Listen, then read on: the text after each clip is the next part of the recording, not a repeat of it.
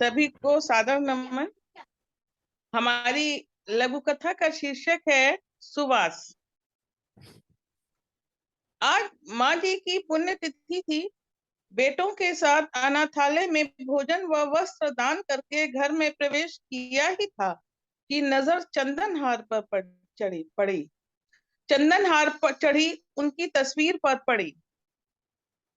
सिर श्रद्धा से झुक गया। मन अतीत की ओर चला गया।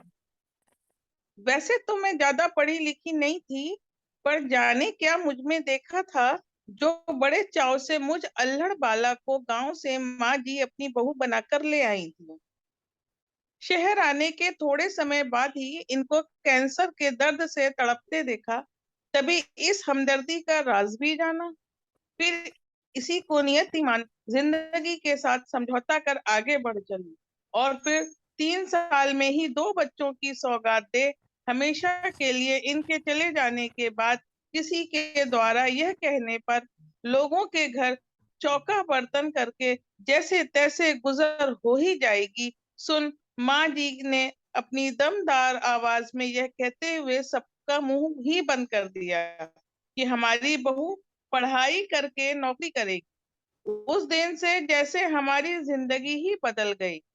पढ़ाई करके अपने साथ बच्चों को भी काबिल बनाने पर आज यह दिन देखना नसीब हुआ।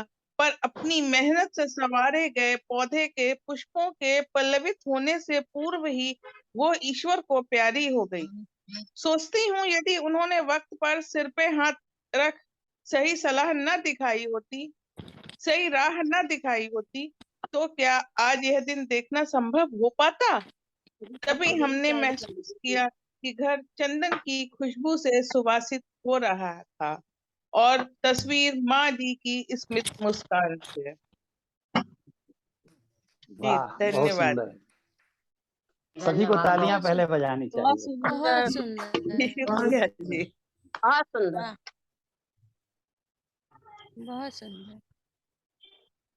सास की एक छवि समाज में ऋणात्मक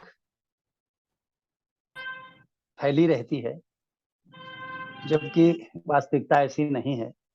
और उस छवि को ध्वस्त करके एक सकारात्मक छवि प्रस्तुत करने का इस लघु कथा में जो प्रयास किया गया है वो निश्चित रूप से सराहनीय है। बहुत अच्छे ढंग से इरा जौहरी जी ने सास के उस दायित्वपूर्ण व्यक्तित्व को उभारने का प्रयास किया है जिसमें वो अपनी बहू को पढ़ा लिखा करके इस योग्य बनाती है कि वो अच्छे पद पर पहुंच सके। और जबकि लोग दुनिया के लोग क्या सोचते हैं, एक वाक्य में कह दिया है कि लोगों के घर चौका बर्तन करके जैसे तैसे गुजर हो ही जाएगी। ये भी एक लोककथा की कला है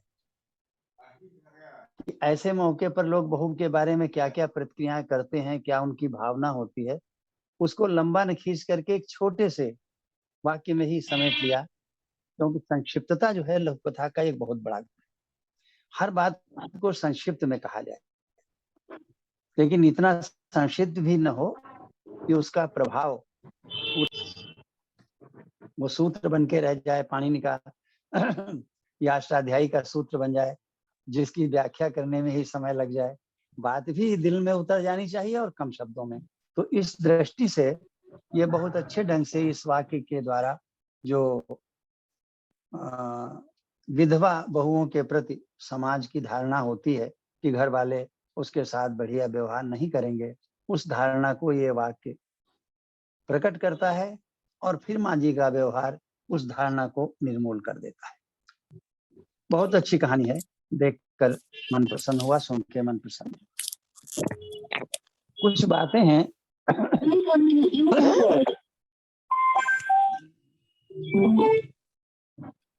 बाकी लोग अपना माइक म्यूट इनको मैं,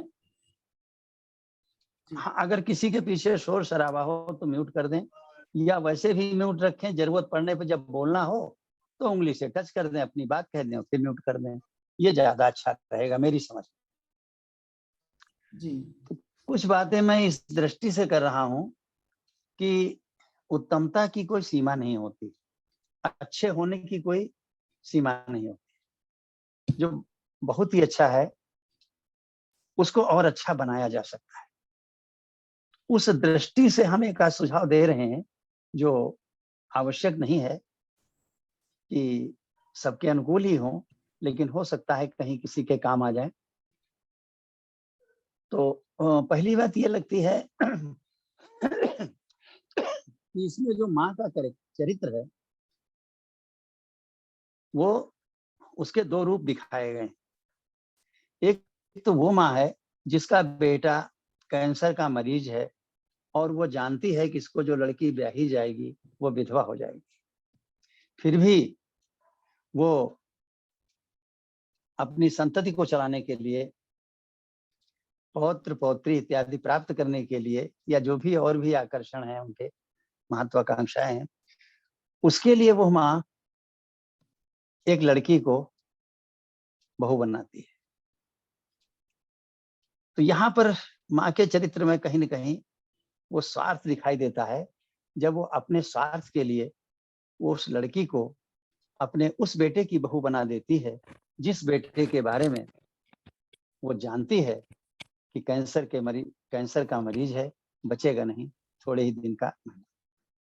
और उसी माँ का फिर दूसरा चरित्र सामने दिखाई देता है कि वो अपनी बहू के लिए बिल्कुल समर्पित है और सारी मान्यताओं परंपराओं को तोड़ करके या समाज की जो धारणाएं हैं उनके विपरीत वो बहू को पढ़ा लिखा करके योग्य बनाती है, अच्छे पद पे पहुंचाती है, उसे अपने पैरों पे खड़ा करती है और कुछ ऐसा करती है कि बहू को बाद में महसूस होता है माँ के कि उसकी सुवास हमारी गृहस्थी में फैली हुई है। ये बहुत दूसरा सुंदर।